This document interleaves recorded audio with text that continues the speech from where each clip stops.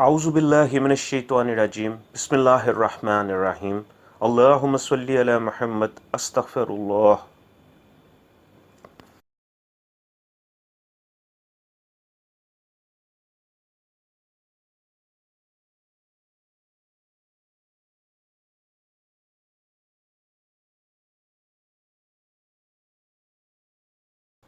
جنات کے ساتھ اپنے گہرے تعلق کے بارے میں علامہ لاہوتی فرماتے ہیں کہ مجھے بہت سے تجربات اور زندگی کے انوکھے کمالات جنات سے ملے ہیں۔ جنات حقائق ہیں اور حقیقتیں ہیں، ان حقیقتوں سے کون انکار کر سکتا ہے؟ جنات سے میرا بہت پرانا اور گہرا تعلق ہے۔ لاہور کے شاہی قلعے میں کالی دیوی کا ایک قدیم مندر ہے جس کا نام لہو کا مندر ہے، اور اس مندر کے نام سے ہی لفظ لاہور نکلا ہے جو اس شہر کا نام ہے۔ ایک دفعہ مجھے شاہی قلعے میں ایک دعوت میں بلایا گیا۔ میں شاہی قلعے میں پہنچا تو وہ جنات مجھے لہو کے مندر میں لے گئے اور بتایا کہ یہاں لوگ آتے ہیں اور آتے ہی وظیفہ پڑھنا شروع کر دیتے ہیں، اور یہاں موجود کالے جنات ان کو نقصان پہنچانے کی کوشش کرتے ہیں۔ ہر جگہ کے اپنے آداب ہوتے ہیں، ہر جگہ کا اپنا اصول ہوتا ہے۔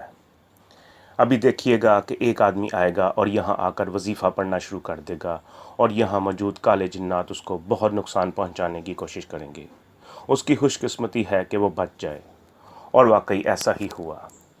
تھوڑی دیر میں لہو کے مندر میں ایک شخص آیا اور اس نے آتے ہی آیت الکرسی پڑھنا شروع کر دی، اور آیت الکرسی کے ساتھ وہ مسلسل سورہ والضحیٰ پڑھ رہا تھا۔ میں اپنی آنکھوں سے دیکھ رہا تھا۔ وہاں کالی چیزوں میں ایسے ہلچل پیدا ہوئی جیسے ساکت پانی کے تالاب میں کنکر مارے تو پورے تالاب میں ایک ہلچل سی مچتی ہے۔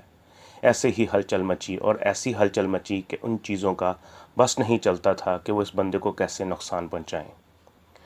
مندر میں پڑھنے کے کلمات کچھ اور ہوتے ہیں جو بعض اوقات وہاں کی کالی چیزوں کو ختم بھی کر دیتے ہیں، اور اکثر پڑھنے والے کی حفاظت تو ضرور ہوتی ہے۔ شیخ الوظائف نے ایک دفعہ اپنے ایک درس میں بتایا تھا کہ وہ جب بھی ایسی جگہ جاتے ہیں تو وہ دل ہی دل میں اذان پڑھتے ہیں۔ علامہ کہتے ہیں کہ ہم باتیں کر رہے تھے کہ میزبان ہمیں بلانے آ گئے۔ ہمارا کھانا شیش محل کی آخری چھت پر تھا۔ وہ مجھے اپنی جناتی سواری میں چند لمحوں میں کھانے کے جگہ لے گئے۔ وہاں بڑے بڑے دسترخوان بچھے ہوئے تھے اور کھانے میں جو کی روٹی، دہی، شہد اور پنیر تھا۔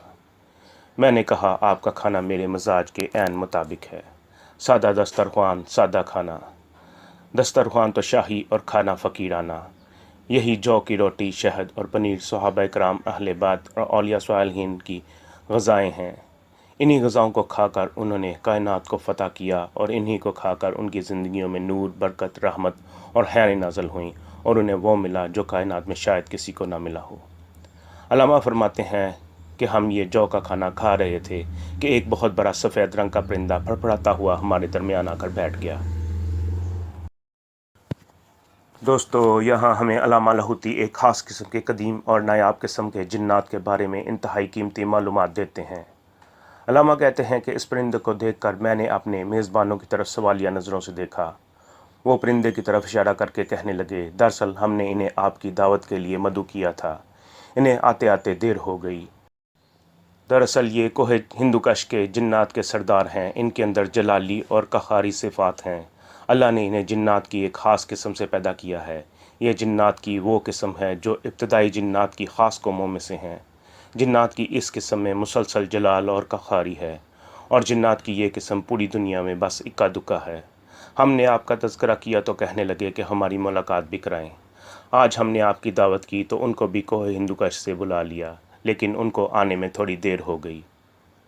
علامہ کہتے ہیں کہ میرا ان سے سلام اور تعارف ہوا، اور انہوں نے اپنا تعارف کراتے ہوئے بتایا، میرا اصل نام ادریس ہے، اور میں حضرت شیث علیہ السلام جو کہ حضرت آدم علیہ السلام کی نسل میں سے ہیں، میں ان کے غلاموں کی آل میں سے ہوں۔ میری عمر اس وقت 1232 سال ہے، اور میں مزید عمر پاؤں گا۔ علامہ کہتے ہیں کہ مجھے اس بات سے حیرت ہوئی، اور میری حیرت کو انہوں نے بھانپ لیا۔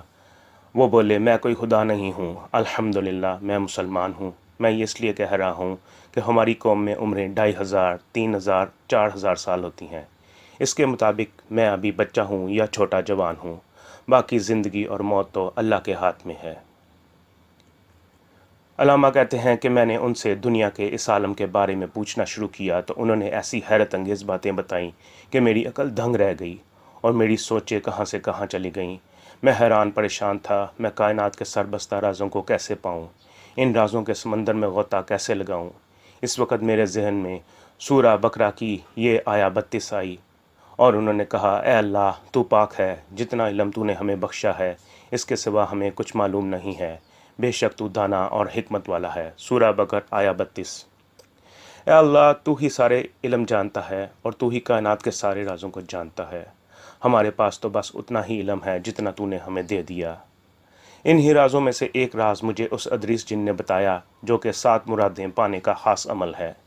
ادریس جن نے بتایا کہ جب چاندنی رات ہو تو چاند کو دیکھتے ہوئے سورہ شمس 41 بار پڑھیں، اور جتنے دن میں چاند اپنی چاندنی میں رہے یعنی اس کی چاندنی واضح ہو اس کا دیکھتے ہوئے سورہ شمس کو 41 بار پڑھیں، ہر دفعہ بسم اللہ اور اول و آخر 7 بار درود شریف۔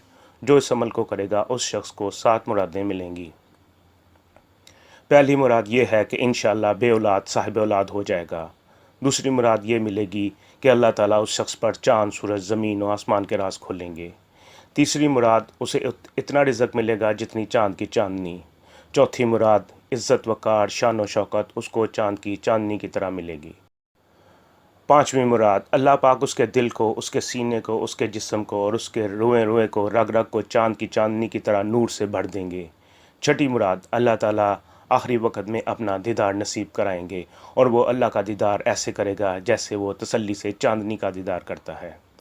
ساتویں مراد اگر کوئی انسان مسلسل سال ہر سال یہ عمل کرتا رہے گا تو ایک وقت آئے گا کہ وہ رجال الغیب میں شامل ہو جائے گا، یا وہ ولی بن جائے گا، یا ابدال بن جائے گا، یا کوئی ایسا انسان بن جائے گا جس کا شمار اللہ کے خاصان خاص میں ہوگا۔ علامہ فرماتے ہیں، میں حیرت سے یہ عمل ادریس جن سے سن رہا تھا، وہ کہنے لگا، چاند جتنا عرصہ بھی چاندنی میں رہے اور جتنے دن چاند آپ کو نظر آئے یہ عمل کریں۔ یہ عمل کھلے آسمان کے نیچے یا ایسی جگہ کرنا ہے جہاں سے چاند کی ٹکی پر آپ کی نظر ہو، اور اس پر نظر رکھتے ہوئے یہ سورہ پڑھنی ہے۔ جس کو یہ سورہ یاد نہیں وہ دیکھ کر پڑھ سکتا ہے، لیکن چند لمحوں بعد بار بار چاند کی ٹکی پر نظر جمائے، پھر پڑھے، نظر جمائے، پھر پڑھے، نظر جمائے، پھر پڑھے۔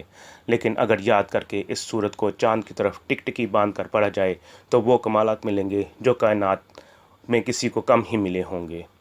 وہ ادریس جن کہنے لگا، میں نے اس عمل کے ابھی صرف 7 فائدے بتائے ہیں تاکہ آپ یاد رکھ سکیں۔ آپ چاہیں تو اس عمل سے ایسے ایسے کمالات آپ کو بتاؤں کہ نہ کسی کتاب میں پڑھے ہوں گے، اور نہ ہی کسی کے سینے کو کھولنے سے ملے ہوں گے، اور نہ ہی کسی انسان کے جذبے میں ملے ہوں گے۔ یہ وہ عمل ہے جو مجھے ایک صدیوں پرانے ولی تابعی جن کی خدمت کے صلے میں ملا تھا۔ میں نے ان کی خدمت کی، اور جب وہ دنیا سے رخصت ہونے لگے تو فرمایا، میں نے تجھے بہت کچھ دیا، لیکن اب ایسا عمل دے کر جا رہا ہوں جو تجھے ساری کائنات کے سارے عملوں سے بے نیاز کر دے گا اور تجھے کسی کا محتاج نہیں کرے گا۔ اعتماد، اطمینان اور تسلی سے یہ عمل کرتے رہو۔ جو اس عمل کو اعتماد کے ساتھ کرے گا اس پر کائنات کے وہ راز کھلیں گے، اس کی دنیا میں کامیابی کی وہ ترتیب بنے گی جو کبھی سوچی نہ ہوگی، نہ دیکھی ہوگی، نہ کہیں پڑھی ہوگی۔ چاند کا یہ عمل بالکل آسان عمل ہے، اگر انسان اس پر کچھ توجہ کرے تو اس کے بہت کمالات ملتے ہیں۔ کتنے لوگ ہیں جنہوں نے سورہ شمس کو 41 بار ہر دفعہ بسم اللہ اور اول و آخر درود ابراہیمی کے ساتھ پڑھا، اور ان لوگوں نے اس کے انوکھے کمالات بتائے۔ علامہ کہتے ہیں کہ جنات کی ایک محفل میں ایک جن کو میں نے یہ عمل بتایا کہ تو چاند کو ٹک ٹکی باندھ کر دیکھ کر سورہ شمس پڑھا کر، تو اس نے بتایا، میں نے یہ عمل کیا ہوا ہے۔ میں حیران ہوا کہ تجھے کس نے بتایا؟ وہ جن کہنے لگا، میرے ماموں جن کچھ سال پہلے ہی فوت ہوئے ہیں، وہ بہت بڑے عامل تھے، بڑے بڑے عامل جنات کے ہاں انہوں نے زندگی گزاری۔ آسام میں بہت بڑے جنگلات کا سلسلہ ہے، اور انہی میں غاروں کا ایک سلسلہ ہے۔ میرے ماموں وہاں نیک اور اولیاء جنات کے ساتھ رہتے تھے جنہوں نے صدیوں محنت کی تھی اور بہت قربانیوں اور مجاہدوں کے بعد خفیہ علوم حاصل کیے تھے۔ میرے ماموں وہاں سال ہر سال رہے، اور اس جگہ جہاں انہوں نے بہت سارے اعمال سیکھے وہاں سورہ شمس کا عمل بھی وہاں کے جنات سے سیکھا۔ میرے ماموں کہتے تھے کہ جس کے پاس یہ عمل ہو اس کو دنیا کے کسی اور عمل کی ضرورت نہیں ہے، کیونکہ اس سورہ میں اللہ نے اپنی قسمیں بیان کی ہیں، اور اللہ جس عمل میں اپنی قسمیں اٹھاتا ہے اس عمل کی طاقت اور تاثیر بہت زیادہ ہوتی ہے۔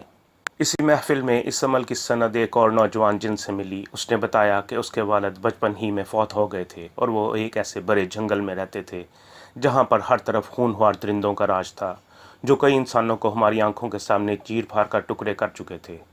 ہمارے گھر میں بہت زیادہ غربت اور افلاس تھا۔ اسی دوران وہاں سے انسانوں کا ایک قافلہ گزرا، وہ لوگ حج کے لیے جا رہے تھے۔ بہت بڑا قافلہ تھا، ان کے ساتھ حفاظت کا پورا سامان تھا، ان میں کچھ اولیاء بھی تھے۔ قدرت کا نظام کہ انہوں نے ہمارے گھر کے قریب پڑاؤ ڈالا۔ میری والدہ نے ان نیک لوگوں کو دیکھا تو پتہ نہیں ان کے دل میں کیا خیال آیا کہ میری والدہ کے پاس حلوہ رکھا ہوا تھا کہ اگر گھر میں کوئی مہمان آ جائے یہی حلوہ اس کو پیش کر دیں۔ میری والدہ انسانی روپ میں اس قافلے کے سب سے بڑے بزرگ کے پاس گئی اور ان کو جا کر یہ حلوہ پیش کیا۔ وہ حیران ہوئے کہ اس جنگل میں انسان کا دور دور تک وجود نہیں ہے، تم کون ہو؟ میری والدہ نے سچ بتا دیا کہ ہم جنات ہیں اور میں انسانی روپ میں آپ کی زیارت کرنے اور آپ کی دعائیں لینے آئی ہوں۔ وہ جن بولا، وہ انسانی بزرگ صاحب نظر اور صاحب کشف تھے۔ وہ میری والدہ کی غربت اور تنگ دستی جان گئے اور کہنے لگے، میں تیری حالت کو سمجھ گیا ہوں، مایوس نہ ہو، پریشان نہ ہو، میں تیرا ساتھ دوں گا۔ پھر انہوں نے یہی سورہ شمس والا عمل دیا۔ میری والدہ فرمانے لگی، میں پڑھی لکھی نہیں ہوں۔ اس بزرگ نے ایک تنکا اٹھایا اور اس تنکے پر کچھ پڑھ کر پھونکا اور میری والدہ کو فرمایا کہ اس کو چباؤ اور چباتے چباتے نکل جاؤ۔ جب یہ تمہارے اندر جائے گا تو تمہارا دل کھل جائے گا اور کسی کے چند بار سکھانے سے یہ سورہ تمہیں یاد ہو جائے گی۔ اور واقعی ایسا ہی ہوا۔